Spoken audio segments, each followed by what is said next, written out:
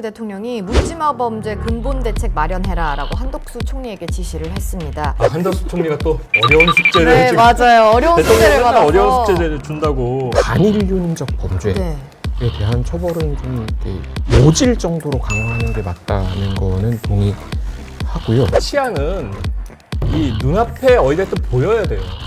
장갑차를 보이게 하는 게 아니에요. 자, 지난주에 국민적 분노를 일으킨 사건이 있었습니다. 서울 관악구 신림동 공원 인근 등산로를 지나가던 여성을 무차별적으로 폭행하고 성폭행한 30대 남성 최모 씨 사건인데요. 미리 준비한 너클을 낀 채 마구 폭행했고 피해 여성은 끝내 숨졌습니다. 피해 여성은 인근 초등학교 선생님으로 교직원 연수 준비차 학교에 출근하는 길이었다고 해서 안타까움을 더했는데요. 두 분은 이 사건 좀 어떻게 보셨어요? 공교롭게 지금 최근에 이런 사건이 계속 그쵸, 벌어져서 끊임없이. 예, 이게 어떻게 되는가. 이 앞서 신림동 사건, 예. 조선 사건이 있었고 그다음에? 예, 서인영 씨 네. 사건이 있었습니다. 그때마다 이제 약간 걱정을 했었죠. 그 앞서 이수정 교수님하고도 방송에 나와서 그런 얘기를 했는데 이게 좀 반복되지 않을까. 예. 이게 약간 억눌려 있던 게 어떤 그런 우리 사회에 어떤 그런 게 있지 않을까 생각을 했는데, 물론 개개의 사건은 좀 다릅니다. 성격도 틀리고 범행을 저지른 사람들의 어떤 특징도 틀린데, 문제는 이 사람들이 느끼는 치안에 대한 공포, 네. 걱정, 불안은 그거와 상관없이 커진다는 거죠.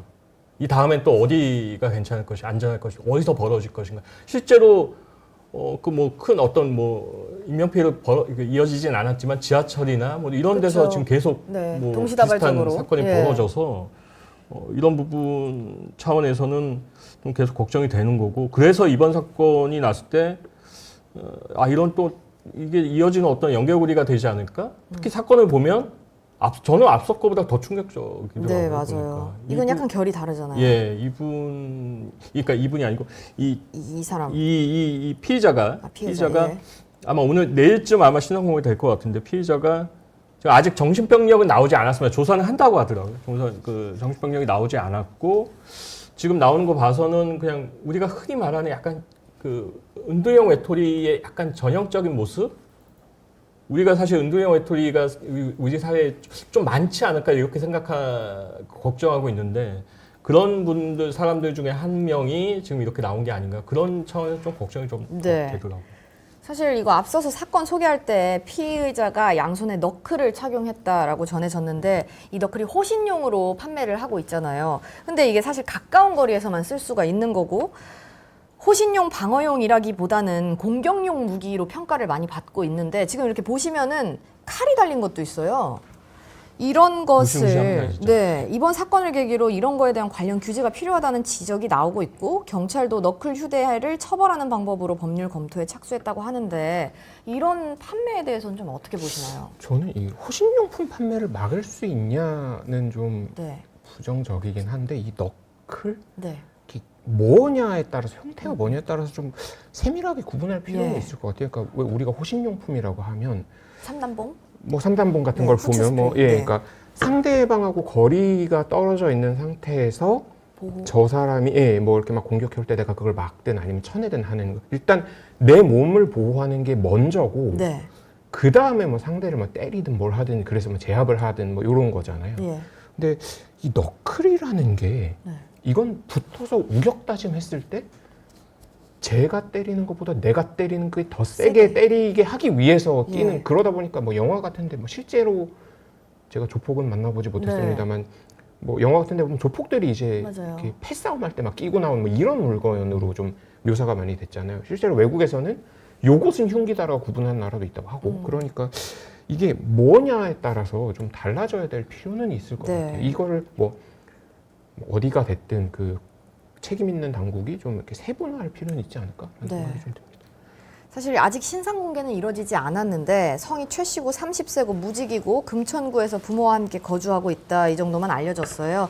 이제 내일 신상 공개위를 경찰이 열어서 피해자 신원을 공개할지 결정하기로 했는데, 이제 앞서서 신림동 흉기난동 사건의 피의자 조선, 분당 백화점 흉기난동의 피의자 최원종의 신상이 잇따라 공개됐기 때문에 이번에는 머그샷을 좀 공개하지 않을까, 이런 관측이 있는데. 공개할 본인이 완강히 또 거부하는 경우도 가끔 있잖아요. 네. 그런 게 또 못하더라고요, 잘. 뭐 근데 그런 거는 눈을 이렇게 제대로 뜨게 하고 제대로 찍게 해야 되는 거 아닌가요? 예, 그렇게 좀 강제적으로 이렇게 해야 될 네. 것 같은데 그거 말고 또 논란이 되는 거는 사실 신상 공개 전에 얼굴 공개. 그러니까 어제도 보면은 모자 CCTV? 씌우고, 예. 예, 아. 모자 씌우고, 그러니까 경찰 이제 보통 이제 송치하거나 그 이동시킬 때 이제 공개가 되잖아요. 근데 네. 모자 씌우고 마스크 씌우고. 그렇죠. 그에 다 이제 경찰이 이제 조치를 하는 거거든요. 그러니까 그게 신상 공개 결정이 되기 전에는 신상을 유추할 수 있는 정보를 이렇게 노출하면 안 되게 돼 있어요. 그러다 보니까 모자도 씌우고 마스크도 씌우고 막 이런단 말이에요.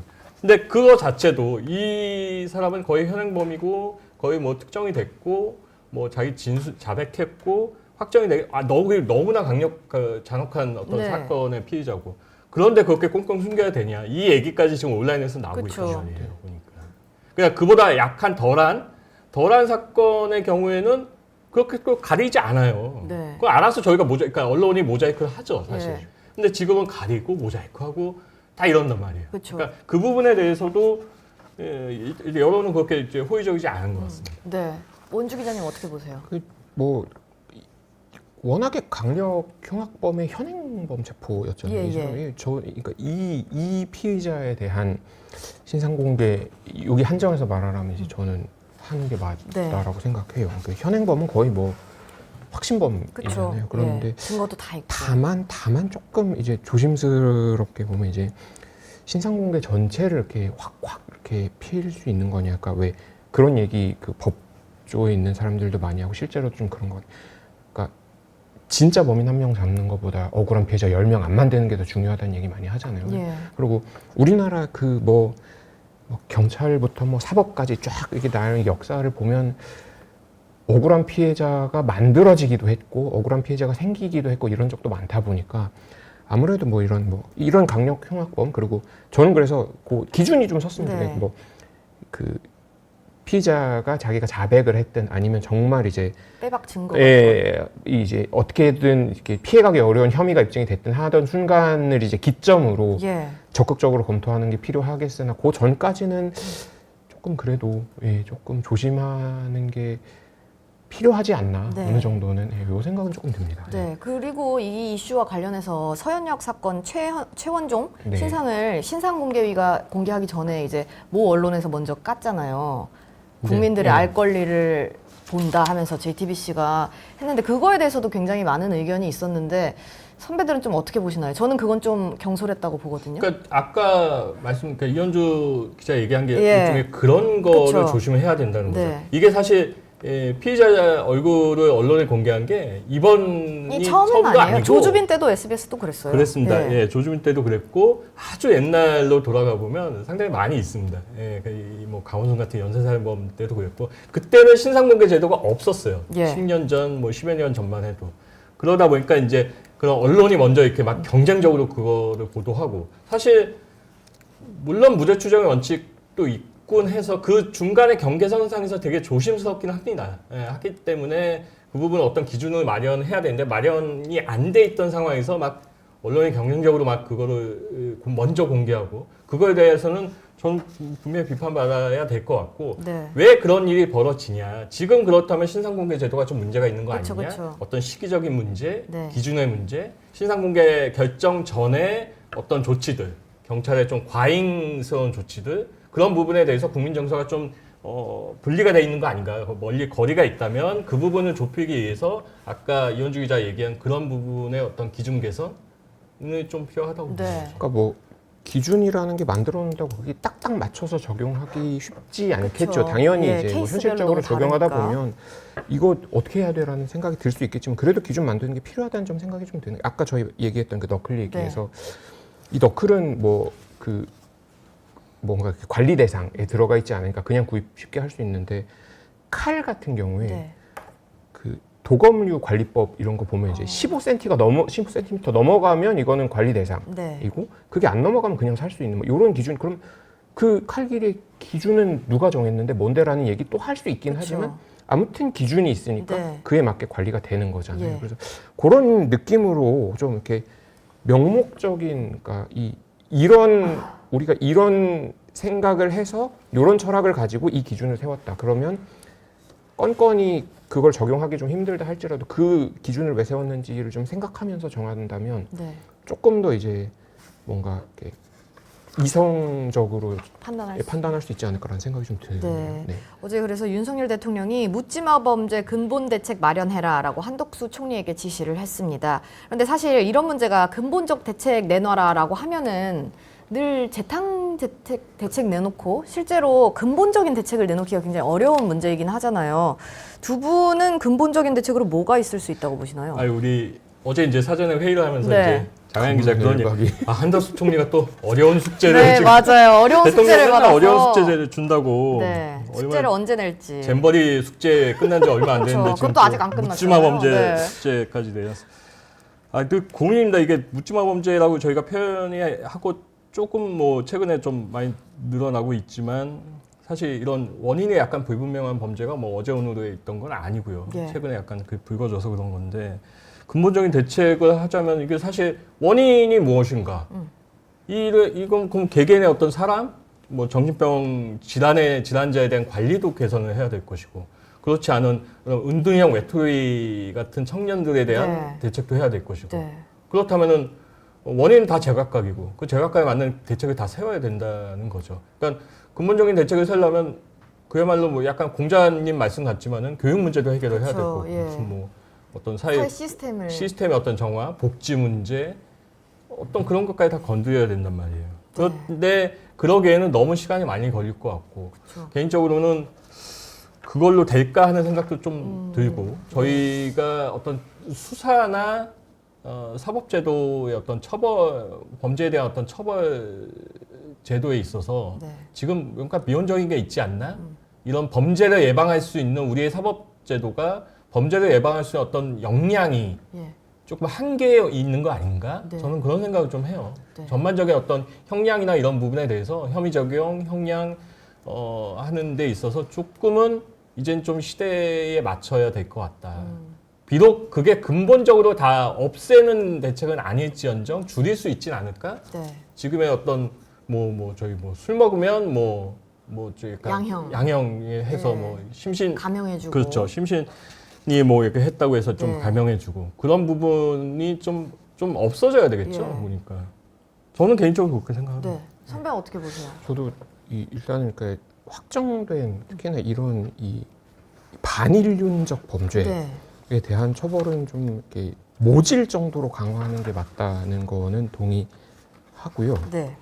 이렇게 뭐 사회의 안전은 어느 정도 이제 그런 그 공권력의 힘을 좀 필요하지 않을까라는 네. 생각이 좀 들어요. 그런데 다만 이제 대통령이 이제 지시한 게 이제 근본 대책이라고 이 근본 대책이 뭐가 있는지는 잘 네. 모르겠으나 지금 뭐 이제 요번에 계속 이제 그런 막 흉기를 휘둘렀던 이 사람들을 보면 뭔가 이제 사회에 대한 뭐 불만이 네. 많이 있고 그런데 이것들이 이제 그냥 내가 저 사람들보다 좀 뭔가 이렇게 못 사는 것 같아. 네. 내가 좀 피해를 불행하다. 보는 것 같아. 예. 불행한 것 같아. 이런 게 공격적인 행동으로 나왔는데 그러면 약간 그 사회 자체 분위기가 너무 고립시키는? 아니요 그 갈등이 되게 심해지고 그 갈등을 그냥 속으로 생각하고 참는 예. 게 아니라 이렇게 표출하는 분위기가 너무 네. 만연해 분노 있어서 사회. 그렇지 예. 않는가라는 생각이 좀 들었던 게 저희가 아니죠. 우리 이렇게 인터넷이나 뭐 이런데